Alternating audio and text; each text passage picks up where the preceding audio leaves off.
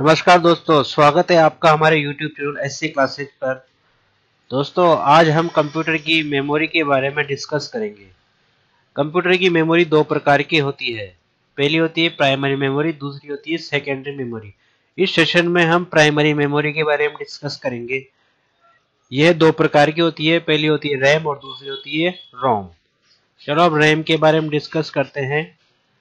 इसका पूरा नाम रैंडम एक्सेस मेमोरी होता है। दोस्तों, ये बात बहुत ही इंपॉर्टेंट है, परीक्षा में कई बार आ चुकी है, तो आपको इसका फुल फॉर्म ध्यान रखनी है कि रैम की फुल फॉर्म क्या होती है, रैंडम एक्सेस मेमोरी। इसकी विशेषताएं होती है जो निम्नलिखित है।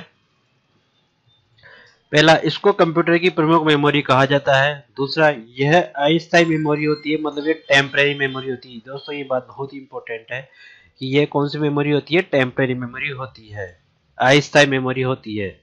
अर्थात इसमें स्टोर डाटा कंप्यूटर बंद होने पर डिलीट हो जाता है, जिसको पुनः प्राप्त नहीं किया जा सकता।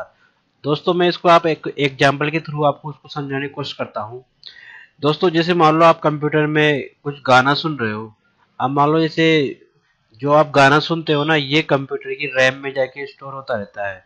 अब जैसे मान लो अचानक लाइट चली गई, तो आप जब दोबारा कंप्यूटर को स्टार्ट करते हो तो आपको गाना चलता हुआ नजर आता है क्या? नहीं आता ना, क्योंकि वो डाटा जो आप पहले गाना सुन रहे थे वो रैम में से होता, और रैम कैसी मेमोरी होती है, टेम्परेरी मेमोरी होती है। तो फिर आपको दोबारा गाना चलाना पड़ता है, ठीक है। इसलिए यह वोलाटाइल मेमोरी कहलाती है। ये कौन सी मेमोरी कहलाती है? वोलाटाइल मेमोरी कहलाती है। वोलाटाइल को हिंदी में बोलते हैं गायब हो जाना। तो ये कौन सी मेमोरी थी? गायब होने वाली मेमोरी कहलाती है। और यह सेमीकंडक्टर और फ्लिप फ्लॉप से मिलकर बनी होती है। तो ये रैम के बारे में कुछ इंपॉर्टेंट चीजें थी जो आपको परीक्षा की दृष्टि से याद रखना है। पहला, इसका पूरा नाम रैंडम एक्सेस मेमोरी होता है। और ये कौन सी मेमोरी होती है? टेम्परेरी मेमोरी होती है। अर्थात इसमें स्टोर डाटा कंप्यूटर बंद होने पर डिलीट हो जाता है, जिसको पुनः प्राप्त नहीं किया जा सकता। और यह वोलाटाइल मेमोरी कहलाती है। तो ये इसके इंपॉर्टेंट पार्ट थे। और दोस्तों, कुछ इस तरीके से होती है ये रैम। देखो, मैंने आप पिक्चर की वजह से समझा रहा हूँ। इस तरीके की रैम होती है जो कंप्यूटर में लगी रहती है। दूसरी जो प्राइमरी मेमोरी होती है वो होती है रोम। रोम के फुल फॉर्म क्या होता है? Read only memory. तो दोस्तों, ये बहुत ही इंपॉर्टेंट है कि परीक्षा में कई बार आ चुका है कि रोम की फुल फॉर्म क्या होती है? Read only memory. और ये मेमोरी कौन सी होती है? Permanent memory. जस्ट रैम का उल्टा है, वो टेम्परेरी होती है और ये कौन सी होती है? परमानेंट होती है। और यह मेमोरी नॉन वोलाटाइल होती है। जैसे वो वोलाटाइल होती है, नॉन वोलाटाइल होती है।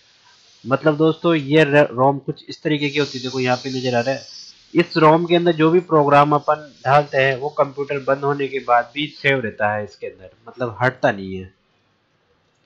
तो ये कौन सी मेमोरी थी? Non volatile. नॉन वोलाटाइल का मतलब मैंने बताया था, जो गायब नहीं होती। तो इसमें जो भी प्रोग्राम होता है वो गायब नहीं होता, वो सेव रहता है।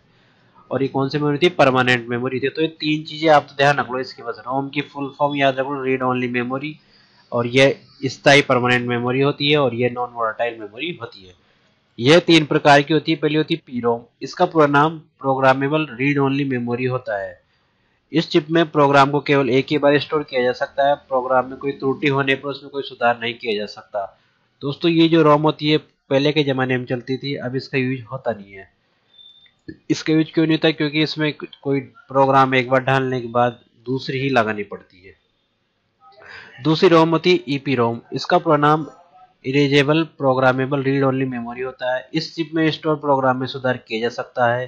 चिप में सुधार करने के लिए चिप को बोर्ड से निकालकर परावैज्ञानिक किरणों के सामने रखा जाता है। तीसरी मेमोरी होती है ईपीआरओएम। इसका पूरा नाम electronic erasable programmable read only memory है।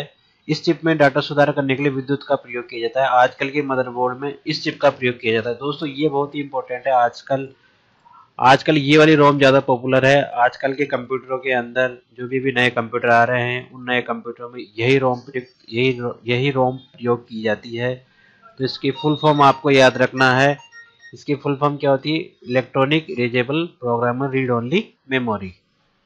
तो दोस्तों, ये तीन प्रकार होते हैं। इन तीनों प्रकारों के आगे फुल फॉर्म याद रखनी परीक्षा की दृष्टि से इंपॉर्टेंट है। फुल फॉर्म भी पूछ सकते हैं, या फिर ऐसे पूछ सकते हैं कि विद्युत का प्रयोग कौन सी रोम में होता है, पराबैंगनी किरणों का प्रयोग कौन सी में होता है। तो विद्युत का प्रयोग ईईपी रोम में होता है, और पराबैंगनी किरणों का इरेजेबल ईपी रोम में होता है। ठीक है, और प्रोम में कुछ भी नहीं होता। तो दोस्तों ये कुछ इंपॉर्टेंट चीज़ें हैं जो आपको परीक्षा की दृष्टि से याद रखनी है।